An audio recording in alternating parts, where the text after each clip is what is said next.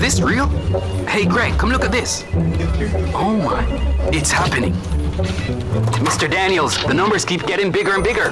Sir, the clicks are off the charts. Hello, sales? What's the emergency? 9,000 clicks in one day? 3,000 order? So how much we have left? What? I soon call you back. Mr. Nakamoto, it's Danny from Jamaica. I need 5,000 of the big ones. We're back in business. Yes, sir. Arigato. Sweat it. Amplify your brand. Let Nationwide 90 FM assist you in tapping into a captivated audience across our social media platforms. For more information, contact us at 876-630-1210 or sales@nationwidenewsnetwork.com. Businesses, companies, and entrepreneurs, let's supercharge your brand.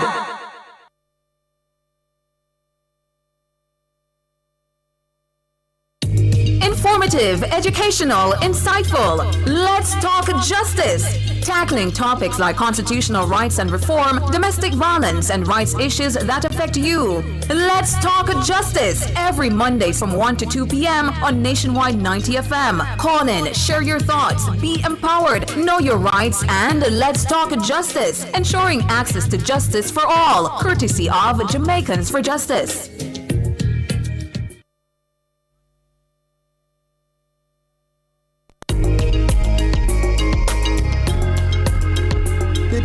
Champion. Our mission is love. Our vision is love. Jamaicans for justice. The people's champion. Justice for all. Justice under the law. Justice, Jamaica demand. Right to life, right to liberty. Justice for all. Justice under the law. Justice, the people demand. Right to life and security. Oh, what a joy. Oh, what a peace. How great this country could be. Respecting your rights. Respecting human rights. What a wonderful nation this could be. Out of many we are one in a Jamaica. Make it a better place for the boys and girls. Creativity by the creator. Welcome to another episode of Let's Talk Justice with Jamaicans for Justice. My name is Michael Jackson, Executive Director of JFJ. It's unfortunate that we're starting the show, with a somber mood and tone because of what a community in Linstead, St. Catherine is unfortunately going through. Just last night, I just happened to be browsing through WhatsApp and I saw a journalist on his status indicating that there was a mass shooting in St. Catherine. And we awoke this morning to the news that among those who were fatally shot was a 4-year-old baby girl. And I don't think words can articulate how reprehensible this act is. I don't think words can articulate how strongly one condemns this brutality. And JFJ, we lend our voice in condemning this particular action, and we hope and call on and urge citizens who have information to reach out to the JCF. We trust our officers will be guided by the intelligence to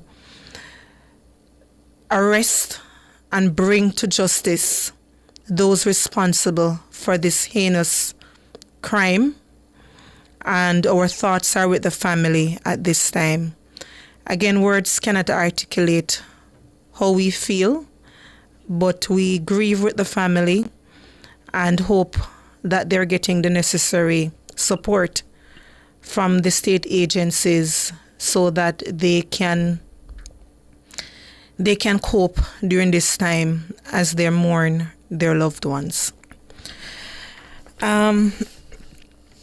The other thing to note for this week for us is the proclamation that was made by the Governor General of Jamaica that October 7 will be National Anti-Bullying Day going forward. And last week on this program, we had some discussions about how the actions of our peers in the schools can affect students, our young ones, to commit suicide in some instances, to be suffering from depression as a result of harsh words, insensitive actions that are taken at times. So JFJ, we welcome this proclamation that has been made, and we lend our support wherever we can to the Child Protection and Family Services Agency in this respect. When we go on school interventions at JFJ, one of the things we try our utmost to discuss with the youngsters is just to get an appreciation not only for their human rights, but the importance of being responsible in the actions that they take, the importance of recognizing that in exercising your rights, it means you also respect the rights of others.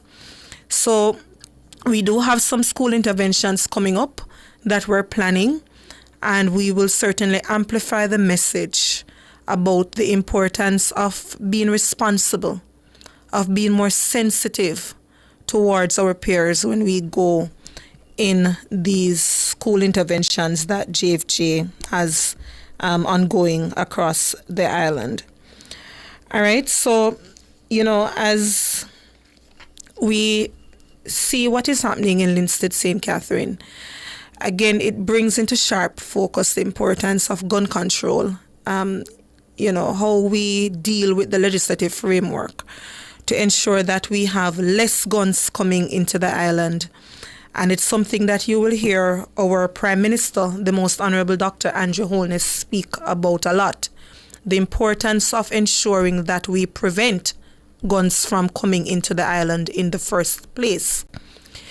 So we know that Parliament, they are well intended in trying to deal with crime, and we see where the homicide rates are reducing.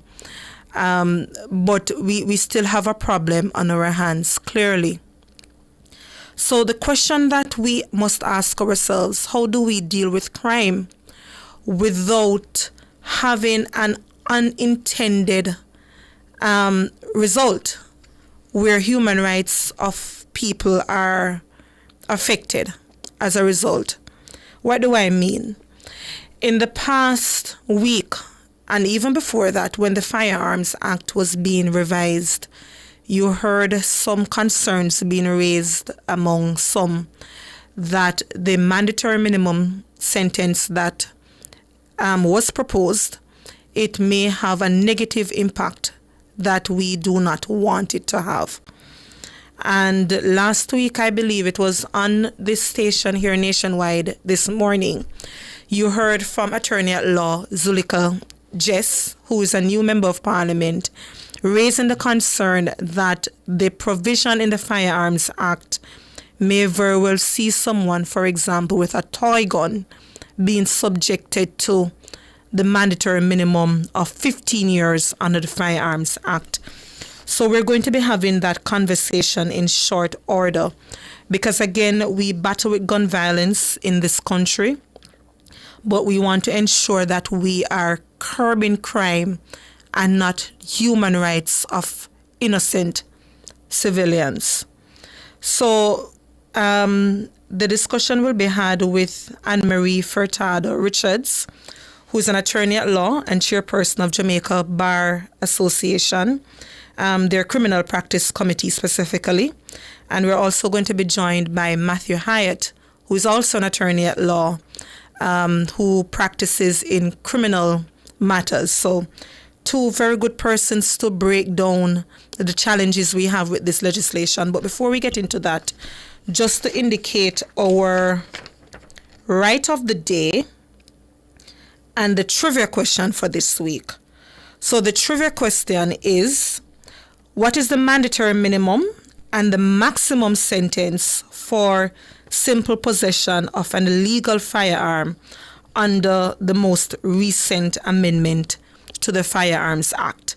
So what is the mandatory minimum and maximum sentence for possession of an illegal firearm under the Firearms Act? I'm not seeing the question posted. Okay, here it is. So those who are following us on the YouTube as well as JFJ's social media platform, just post their question there. And remember, I'm asking you about the mandatory minimum and maximum sentence. So it's twofold. I see some persons responding already to the minimum. Remember to also post the maximum sentence that is allowed for simple possession of an illegal firearm under the Firearms Act. So both the minimum and the maximum sentence. All right, so that's the trivia question for this week. The right of the week or the day is regarding freedom of religion under Section 17, I believe, of the Constitution. And it says that you have the right to religious belief of your choice, to practice your religion and to express your beliefs without fear of reprisal. You also have the right to no religious belief or to practice no religion. And the government of Jamaica cannot force people to have or to practice a religion or favor one religion over the other, nor discriminate against you due to your religious belief. Why did I choose that particular one?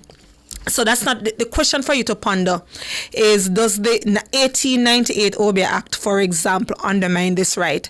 So we know that there's a constitutional challenge that has been made or is being mounted. I think Attorney at Law Bert Samuels is leading that charge there. And you saw where there were some protesters last week against OBA becoming legalized in Jamaica. But, you know, there was an article in Jamaica Observer, I believe is instructive for us to take note of, that when it comes to OBA, we know that it was used as a means of rebellion by our ancestors. And Christianity as a religion also has its own controversies. So just a little bit of food for thought as we think about what freedom of religion means within our Constitution and whether the OBA Act should be repealed. All right? So food for thought there. Do we have our guest on? All right, good afternoon to you both, Mr. Hyatt and Mrs. Furtado Richards. Good afternoon and good afternoon to your listeners. Hi, good afternoon. Thank you so much. Let me start with you, Mrs. Richards. Just to explain to our listeners what currently obtains in the Firearms Act, why there is much concern in the public and certainly among human rights practitioners and members of the bar when it comes to prohibited weapon as how it is defined. What exactly is the concern? All right, so good afternoon. I'm going to ask you to let me have an information as to when I'm going too long. So we start off with first looking at the definition of a firearm, and I like to compare the old legislation with the new legislation, right? So in the new legislation, we give the definition of an imitation firearm, and that says it means anything which has the appearance of being a firearm, but is not a firearm, whether or not such imitation firearm is capable of discharging a shot, bullet, or other projectile. Right? Yes. That's under the new legislation. What I believe has been food for thought in the public domain in recent time is the issue of not imitation firearms being used in the committal of an offense, a felony. It's really the issue of when a imitation firearm is said to be in the possession of someone without more. So it's a situation where we would say it's a possession of an imitation simpliciter, right? So the question is going to be whether or not the possession by the person who is going to ultimately be charged when they have not been caught using it to do something. So the section 5 that talks about prohibits the possession of a prohibited weapon, which the imitation will be classified as such, it states no person shall possess a prohibited weapon. And subsection 2, any person who contravenes subsection 1 commits a felony and shall on conviction therefore before a circuit court be sentenced to imprisonment for such term of not less than 15 years nor more than 25 years as the court considers appropriate. Now we juxtapose this section with the legislation that existed before, which at section 20, subsection 5, speaks to the possession of it, right? What is the offense if you are in possession of it? Mm-hmm. And the offense that it speaks to is as follows. It states that, I'm so sorry, I have the legislation in front of me, so I apologize. No, that's fine. Go ahead, please. So it states that at section 20, subsection 21, a person shall not, save as authorized by a license which continues in force by virtue of any enactment, be in possession of a prohibited weapon. It continues at subsection 2J to state, to any person to whom this paragraph relates in respect of the possession of him of any firearm or ammunition under in accordance with the terms of the certificate issued to him in respect thereof by the appropriate authority. So this is saying there is an exception. In other words, I'm so sorry, I should have started our subsection to say, except insofar as it relates to a prohibited weapon, it shall not apply. Mm-hmm. The reason why I'm giving this section is that under the old legislation, the scenarios that we are hearing in the social media, in the public domain, they made an exception, such as the persons to whom paragraph J of the subsection 2 relates are A, any person taking part in a theatrical performance or any rehearsal thereof, or in the protection of or television film, any person present at an athletic meeting for the purpose of starting races at the meeting, any person conducting or carrying on a miniature rifle range, or shooting gallery in respect of miniature rifles not exceeding, and it goes on, and any person prescribed under section 48. So those persons, once you have the reason to say you are in possession of this prohibited weapon, you will be exempted. Automatically, the law was very clear. The law was clear. As it prevails in the new legislation, section 5, as I said, just to be in possession of the prohibited weapon is an offense, and it carries you between 15 years to 25 years. Yes. Let's take the break, and then we pick up with Mr. High. Thank you so much. Okay.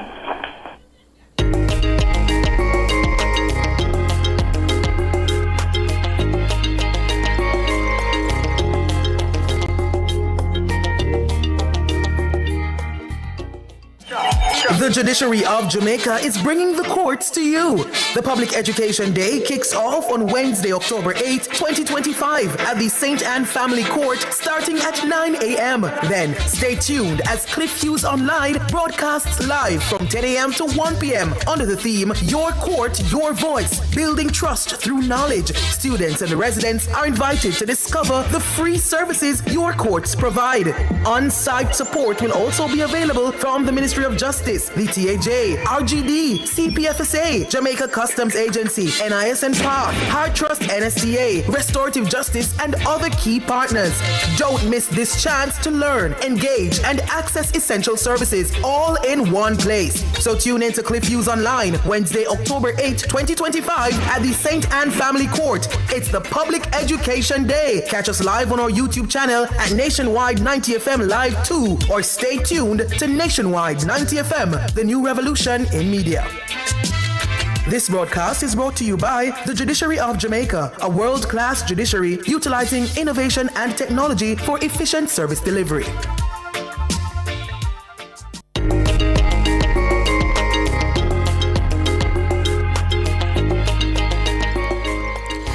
Thank you so much for staying with us. You are watching Let's Start Justice, and we are discussing the matter of the Firearms Act, and it has been under increased scrutiny in recent times.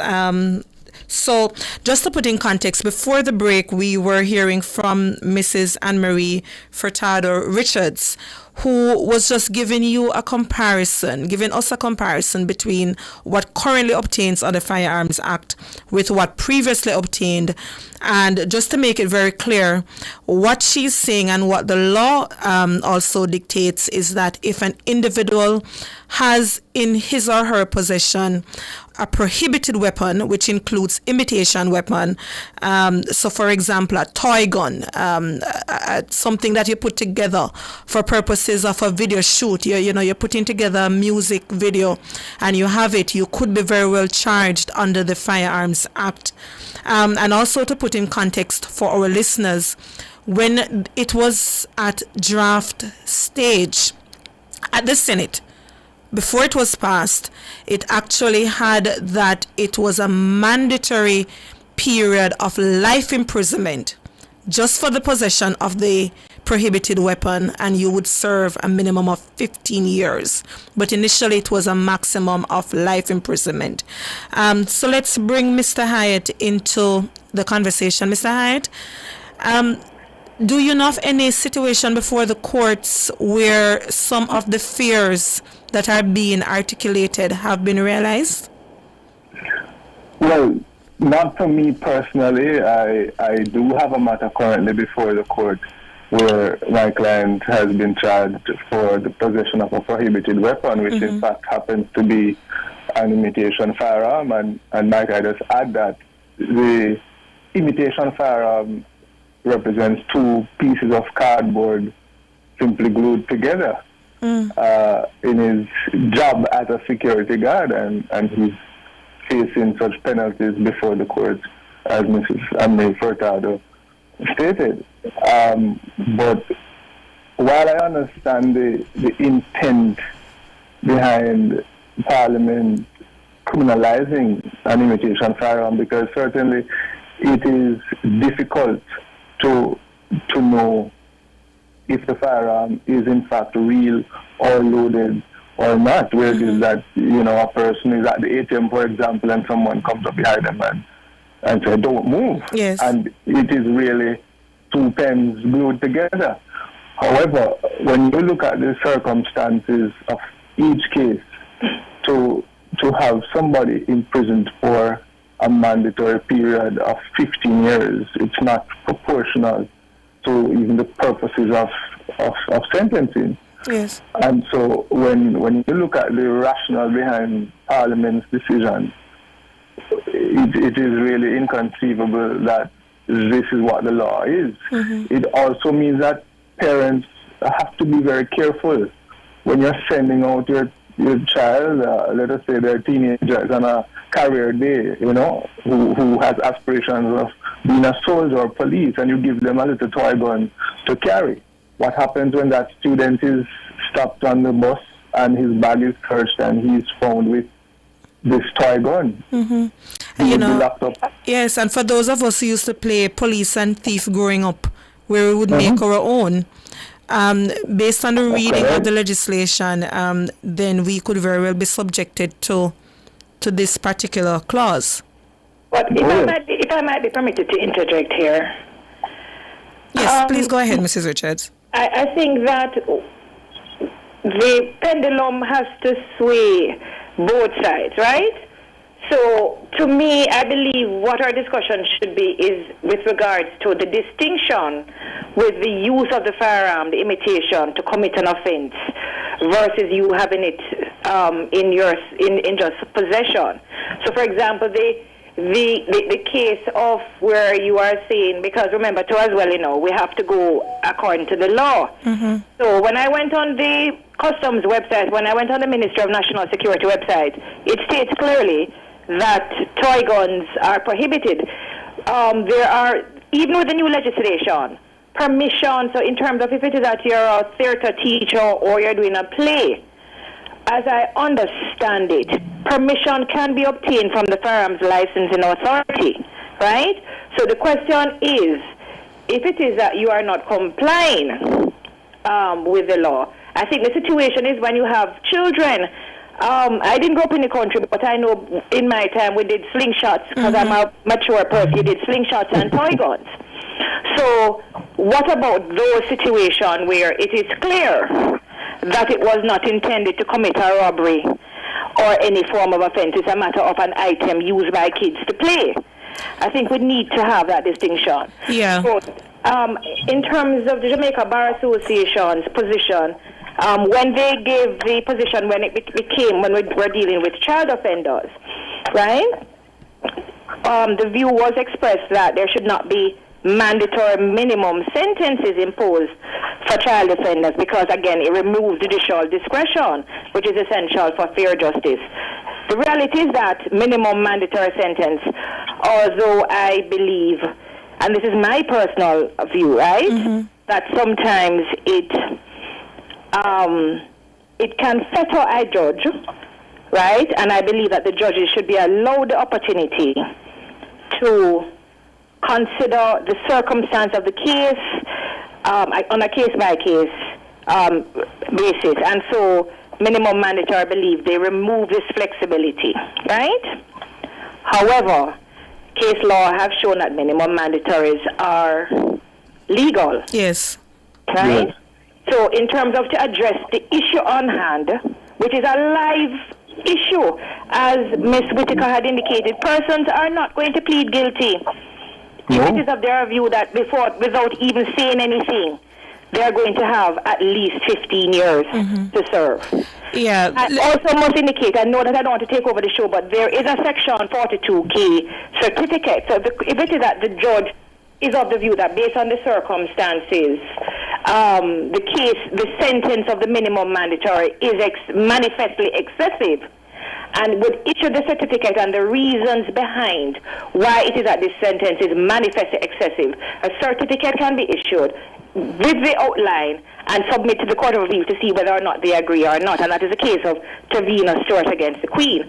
But at the end of the day, even if it is a court accepts that this is manifestly excessive, the defendant in the matter will have to incur cost at great financial constraints. I wanted to hold that thought 1 second, Mrs. Richards, before I bring in Mr. Hyatt, because if you remember, there was also the case, it was the Mundell case last year, wherein it was a year before, I believe, that the court had imposed 4 years and a few months for that particular matter. And then DPP Paula Llewellyn sought to have the conviction vacated or quashed, and the court upheld her request and ordered a retrial for that particular matter, because the court in its reasoning said that, listen, the intention of Parliament was very clear, and that Section 42K that you just made reference to would not even apply for that particular provision, because the mandatory minimum was very clearly stated in the legislation.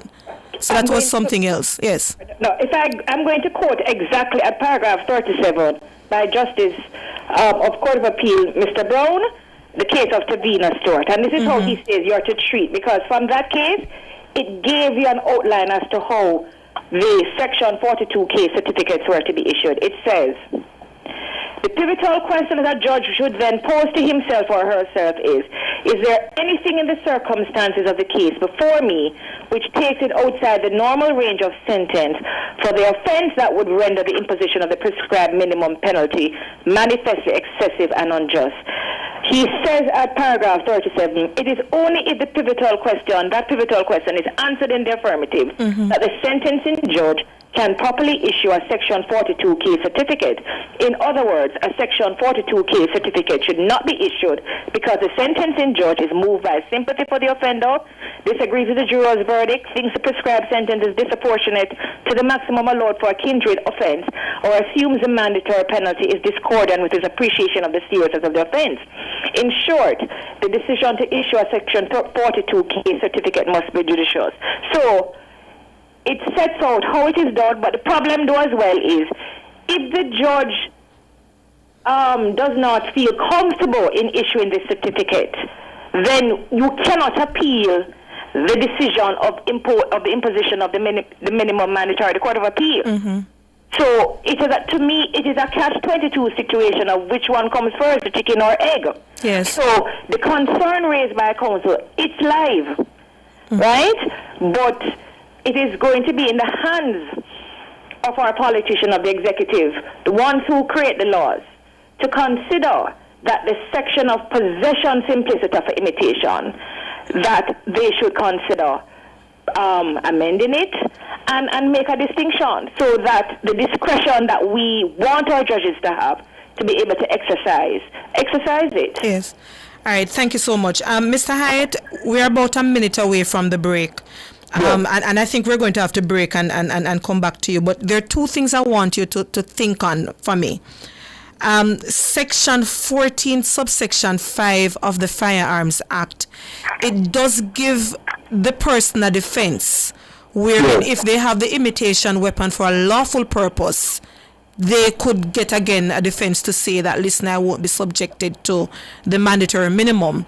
That's the one thing I want you to respond to, whether or not that is sufficient, or the previous provisions in the earlier iteration of the Firearms Act that Mrs. Richards had outlined, for example, for theatrical purposes and so on, should be reintroduced.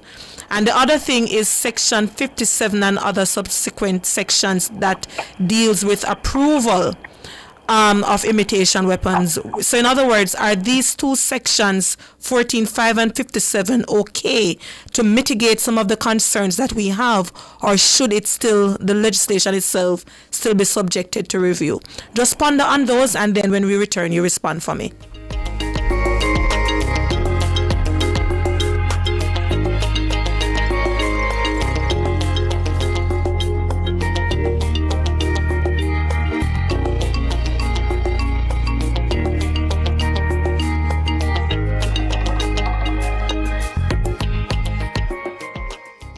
At the Jamaica Customs Agency, we care for our employees, customers, stakeholders, citizens, and our country. Customs cares. The temperature by the Jamaica Customs Agency is 31 degrees Celsius here in Kingston, as well as out west in Montego Bay.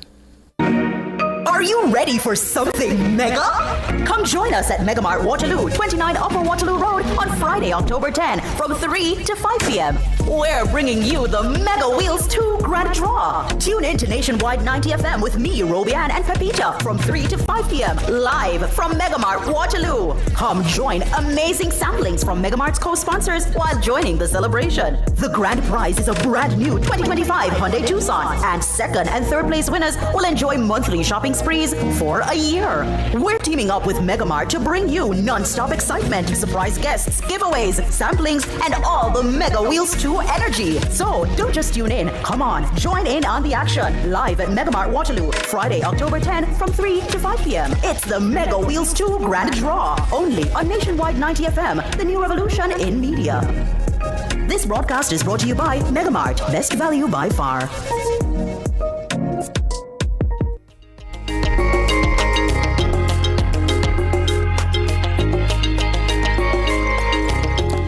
Hi, welcome back to Let's Talk Justice. We are discussing the Firearms Act and the concerns that have been raised regarding imitation weapons and mandatory minimums. And we are joined by attorneys at law Anne-Marie Furtado Richards as well as Matthew Hyatt. Mr. Hyatt, before the break, I was just asking you whether the defense possible or under Section 14.5 is sufficient, or whether we should revert to the earlier iteration of the Firearms Act that had spelled out some of the exceptions that, that would, prevent someone from being subjected to possible charges. Right. Well, I mean, let's look at 14.5. It says it shall be a defense to a charge for a felony under subsection 2, it says here. And if the court is not satisfied that the person is guilty of that felony, sorry, I'm looking at this. It shall be a defense to a charge for a felony under subsection 3 for the person charged to show that the person was at the relevant time in possession of the firearm or imitation firearm for a lawful purpose. And that lawful purpose wording there is very crucial, because then you'd have to show that I was in possession of this imitation firearm for reasons that I was permitted to have. It is very broad. However, it still does not apply generally in terms of the discretion allowing police officers, for example, to know that this is a particular circumstance that the imitation firearm is exempted. And I don't think police officers even now are using their discretion. If it is that I am found with a paintball gun and I have a paintball gun in my possession, I have not gotten any permit to use it. The police may very well say that, well, the paintball gun is in your possession and you're not using it for any lawful purpose. Simply because it is in my possession, I will be then charged for an imitation firearm. And so when you look at the subsequent law, where it outlines the type of imitation firearm or weapon that you may have for that particular purpose, it was a little bit more clear. Yes. We find that artists, for example, doing a video shoot, they're not going for any permits to get the relevant documentation to have. Sometimes it's an imitation firearm that they're using and they will tell the police officers that it is a prop. And it may very well be a prop. However, it is still an imitation firearm under the law as it is now. Yes, and there's a particular case actually that I'm aware of that is before the courts for a music producer who used an imitation firearm for a video shoot. Yes. But if I might interject myself again, Mr. Axel. That's fine, go ahead, if Mr. Hyatt allows. Section 14, the section that you're speaking about, 5. Yes. Remember now, under the new act, this is talking about using a firearm, the imitation with intent to commit or aid the commission of a felony. Yes, yes. Or to resist or prevent the lawful apprehension or detention of himself or some other person. So in terms of, this is similar to section 25 of the previous legislation. Yes. So the burden now being shifted for you to give a reasonable explanation would be you're committing an offense and you're found with this item. It's different from what we're saying, the section 5. The section 5 is what people are concerned about. Which brings into sharp focus certain incongruences in the legislation because, you know, the mere possession, as you rightly outlined, ought to be treated differently from someone who is using an imitation weapon to commit an offense. So I'm happy that you also outline it. And I'm asking these questions because you're almost preempting the type of response that you're likely to get from Parliament, having gone through, you know, submissions being made here at JFJ in this respect, you know. So I'm happy you raised that as well. And when you make mention of section 57, yes, that talks about section 57. 57 speaks about, and that is 57.1, U of the new act. And it speaks about an application may be made under this section for any of the following firearm authorization. Such other license, certificate or permit as a board may grant with the written approval of the minister. And section 57 subsection 2 speaks to the application process, who is it to be addressed to the form of it. And the penalty section now says any person who knowingly makes a false declaration in any application under this section commits an offense. I think that perhaps we should have discussion with the personnel from the Firearms Licensing Authority to say, if I'm going to be a music producer, can I get a permit to be able to do the video? How long, what is the process? Yes. How long does it take? So is it reasonable?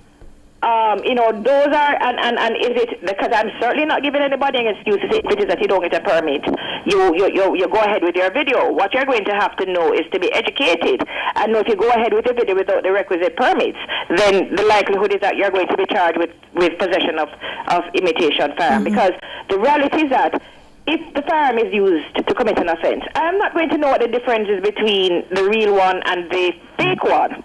I'm still going to feel fair whether it is real or it's not real. So as I said, it's a balancing act because we have to look at both sides. But certainly as regards to young people and the making up of toy guns, I think I heard, I'm not sure if it was on this program or anywhere, but about colored guns. But what I was advised, I am not a gun technocrat, right? So I don't really know much about guns. But I'm told that in nowadays, guns are now coming in colors, pink and so on. So it being colored is not necessarily automatic. In my time, when you had a transparent green gun or a pink gun or a red gun, you knew that water is going to come from it. Nowadays, you're not sure what is coming from it. I see a question here in the YouTube chat saying, in a high crime plagued country, people will use the imitation firearm to do all manner of things. Why would someone get an imitation gun? Mr. Hyde, can you clarify for the viewer for us what we're discussing here in terms of what an imitation firearm means, why there is a challenge? Well, the imitation firearm, as it is defined, is anything which has the appearance of being a firearm, but it's not capable of firing any bullets or missiles. Now, we are saying that simply to have perhaps even two pencils glued together, if you are found in possession of that, you have no intention to do anything criminal with it, but it's in your waist and, you're playing around, you can get a mandatory minimum sentence of 15 years. And we're saying in those circumstances, as it is, the sentence would be, in my view, manifestly unjust and excessive. And so you can't be brought before the court and the judge considers your case on a case-by-case basis, look at your character and say, okay, Mr. Hyde is a good guy, he has no criminal record. We see in these circumstances where it was just merely innocent and he had this imitation firearm, this thing that does look like a gun. The judge would be bound to give you at least 15 years. And as Ms. Anne-Marie Furtado said, in these cases, let us say a judge issues a certificate on the 42 case, and I'm allowed to appeal the sentence. I would have already served some time in prison and would have had to expend significant legal fees to appeal. And also, it is clogging the very court system that we need to dispense justice. And what you will find is that, especially in Jamaica, where you have high gun crime, you will have a lot of appeals, flooding the Court of Appeals. And I don't think we have enough judges and enough courtrooms to dispense with this. That is why we have a gun court separate from the other courts. Thank you so much. And, as I see the listener persisting, so listener, let me put it frankly to you. You have different provisions under the firearm. If you have an intent to use it to commit an offense, the Firearm Act deals with it. However, the mere possession, for example, of a toy gun, listener, could subject you to the possibility of being charged. I don't know how simpler we can frame it. I don't know exactly what is causing the confusion, but an imitation firearm are not to be looked at just on the basis of someone who plans to commit robbery, for example, using it, but it is so broadly worded where attorneys have raised concerns that you bringing home a toy gun to your child and the police pulls you over, you could very well be subject to charge. All right, Mrs. Richards, can you indicate for us what exactly is the exact proposed reform that the Jamaica Bar Association is making? What exactly are you asking Parliament to do? And I will raise the same question to Mr. Hyatt. Well, at this point in time, I cannot put an official position out in the public sphere. Yes. I know that in light of the discussions and the discussions that's taken place, we definitely will give a position on the matter. But at least I know that having seen and heard the distinction in between being simply in possession versus you using it to commit an offense, I think that one suggestion, I think I could be bold to say that would have to be revisited, would be the issue of separating it. deal with it in terms of if it is being used in a, go back to the old legislation. Yes. It is that if you're in possession without more, right? And again, everything is always about the case, but certainly without more, then you should do a distinction. Also, education, we definitely need to educate our children and the population, because the reality is that gun offenses are prevalent, and we cannot hide our heads under the sand. And I'm an ordinary citizen, and I want to feel safe when I'm out there in the public. Yes. Thank you. Mr. Hyatt?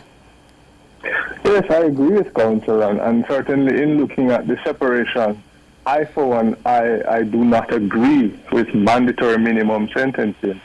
And it is a part of the legislation for this. I think that the court should give back to the judges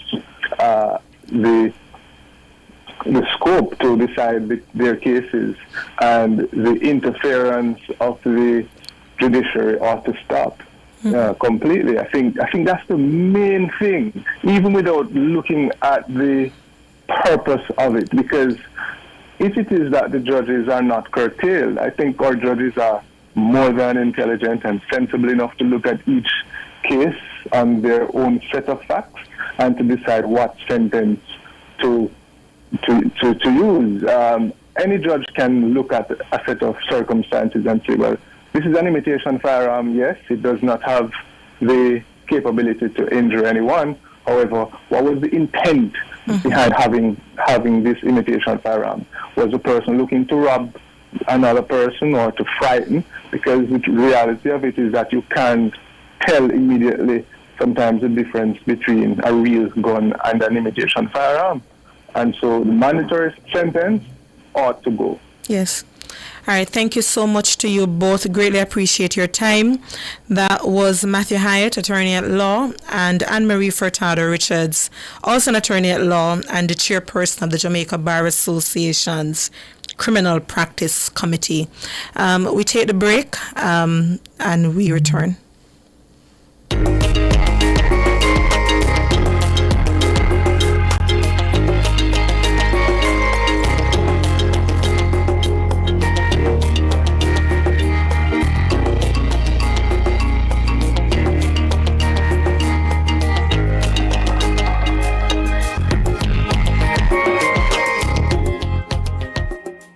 It's Monday, get over your blues. Or Tuesday, Wednesday, Thursday, Friday. The E-Zone is here for you. With this thing, Honey Bee. And Karim Boyatings From 3 to 5 p.m. on Nationwide 90 FM. We've got your entertainment news. Then we want to hear your views. Why you say? Jump in the mix. Or the hot seat. Don't miss our brain busters. Or the crazy giveaways. Let's talk fashion. Send us your outfit of the day. Ooh, cutesy. Very demure. Are you looking for love?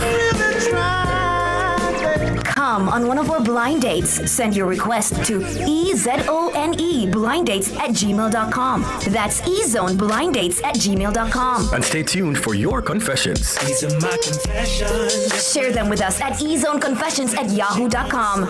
I mean, is this planet Earth? Is it? I don't know. Let me check. Either way, it's got a buzz. And a bugger thing. Ow! Ow!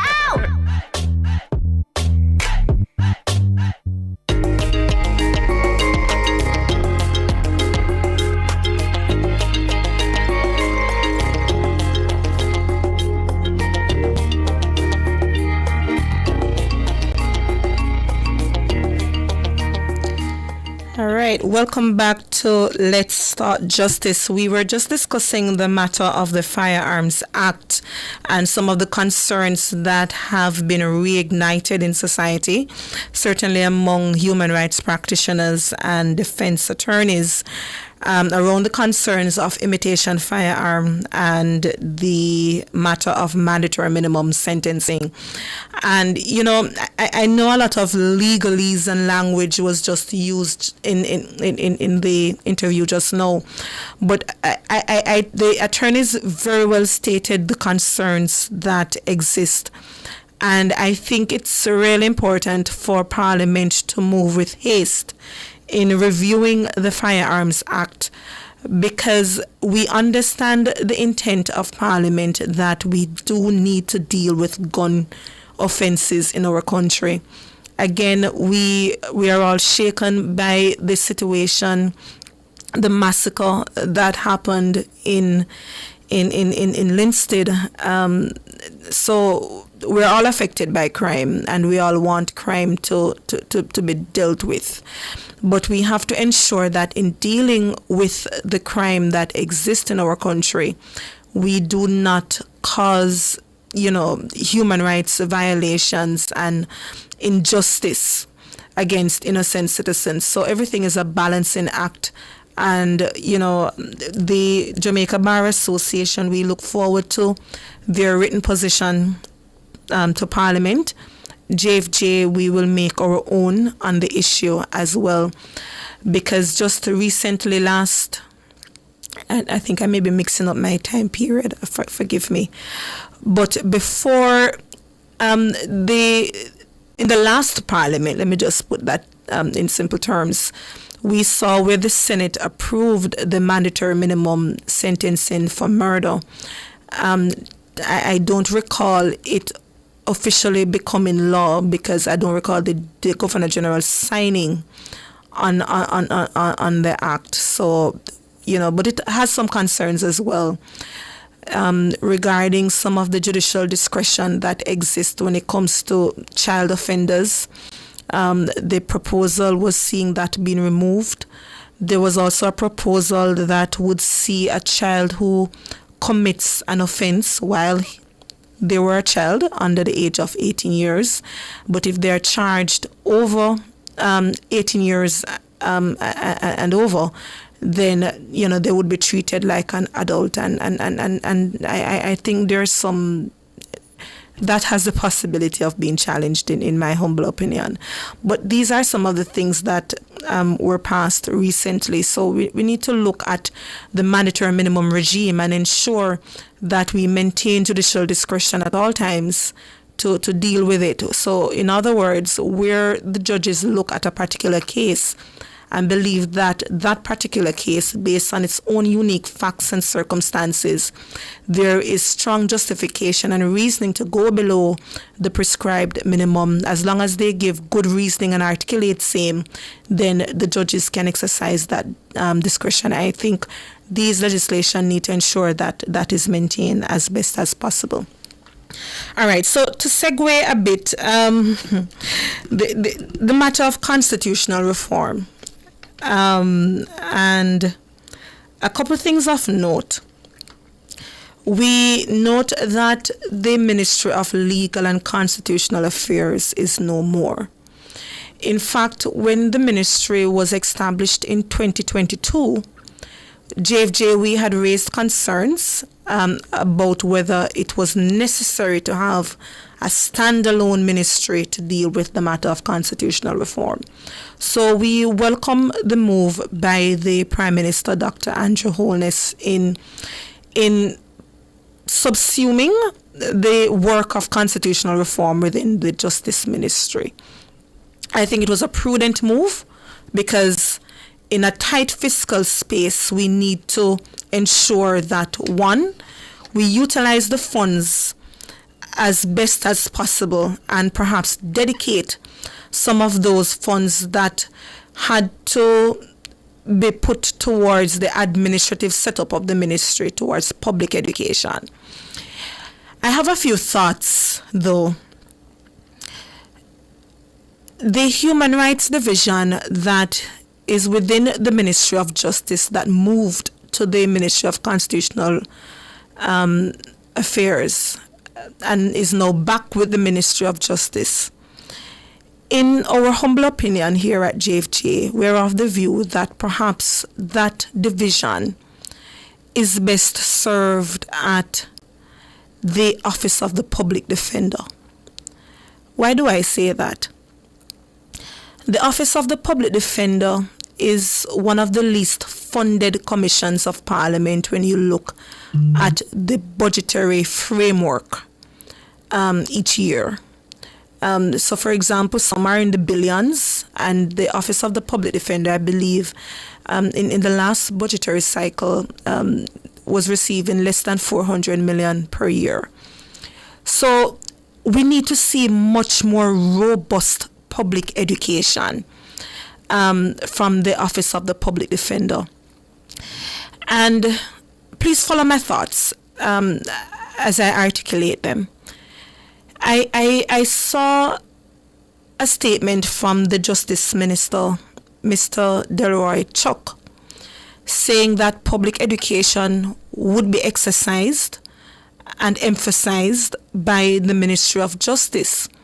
But he's not of the view that constitutional law is best served or can be taught at primary or secondary levels and is best served to be taught at tertiary level.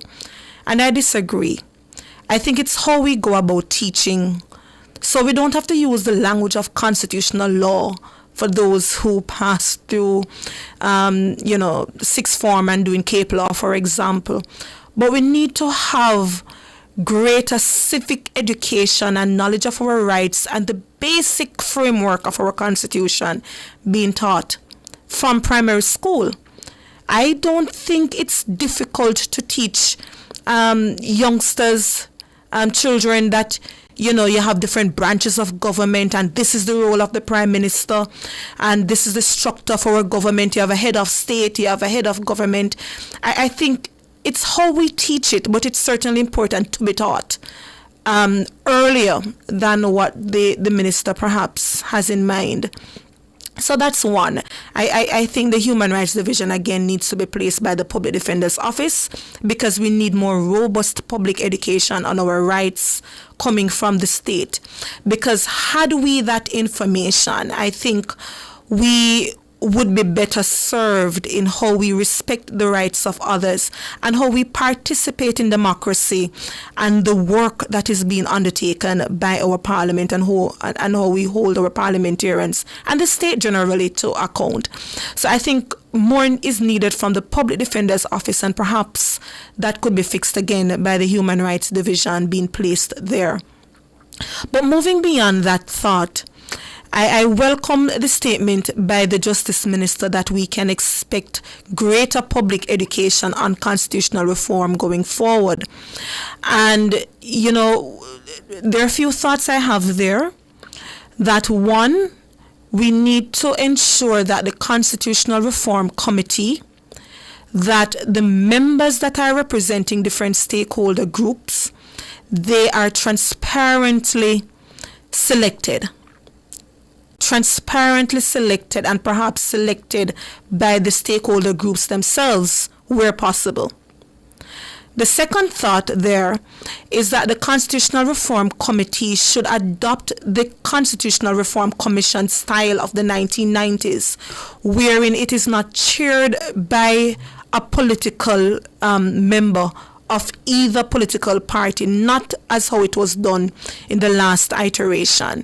We need it to be chaired perhaps by a former jurist, a former judge, someone who is relatively independent of both political parties. And again, I agree with Delroy Chuck that public education is important. And public education is not telling the public what the government has already decided on, but more importantly, what is our Constitution? What is the powers and the structures of our Constitution? How do we ensure that the public understands the constitutional process itself, the structure of our government, the power relations between the legislature and the executive branches, for example, before we can start making proposals? So do the public understand and appreciates, for example, the context of the Privy Council versus the Caribbean Court of Justice versus a final court here in Jamaica before we can ask the public to even vote in a referendum. So I think that robust public education is needed, not like what was before, which was ad hoc, not sufficient. I think we need to develop public education materials, do a little bit more on social media, do some TikTok videos, go in the communities and do a little bit more engagement before we can start talking about what would go in a referendum. And to my mind, we can also have a non-binding referendum on the final court, so we get a sense of where the public stands, and then we can move with how we treat with the matter of what would go in that bill to a joint select committee. The final thought, I do agree that it is important that the leader of the opposition and the Prime Minister first meets before we go into the granular discussions between those with responsibility for constitutional affairs and the Justice Ministry. And I do take the note that the leader of the opposition has appointed himself as the shadow spokesperson on constitutional affairs. But I do think it's important that the two leaders of the political parties meet to have that discussion. So those are some of the thoughts I have. But again, I think more importantly, we need to rethink the constitutional reform process, ensure that the political directorate does not act as chairs of that constitutional reform committee. All right, so that's where I have to leave it. Just to indicate that the trivia winner for this week is Carrie A. Zelis. I believe Carrie is on Instagram, and the mandatory minimum is 15 years and the maximum is 25 years if you possess an illegal weapon or prohibited weapon as defined under the Firearms Act. All right. And lastly, please go on the social media pages to sign that JFJ petition that we have on the body cameras for members of the Jamaica Constabulary Force. So we will leave it there for today, and we will see you next week with another informative episode of Let's Start Justice. My name is Michael Jackson, Executive Director of JFJ. Jamaicans for justice, the people's champion. Justice, justice for all. Justice under the law. Justice, Jamaica demand. Right to life, right to liberty. Out of many we are one in a Jamaica. Make it a better place for the boys and girls. Created equal by the creator. For equal rights and opportunities, no to unlawful detention and police brutalization, class, gender, race or religion. We not tolerate discrimination. To join the fight against injustice, contact us at 755-4524 or Jamaicans4Justice.org. The people's champion. Jamaica's poverty rate has dropped from 16.7% to 8.2%. As the government's economic program begins to pay off, our country is heading towards sustained growth. We are building Jamaica. The time by the office of the Prime Minister is 2:01. The judiciary of Jamaica is bringing the courts to you. The Public Education Day kicks off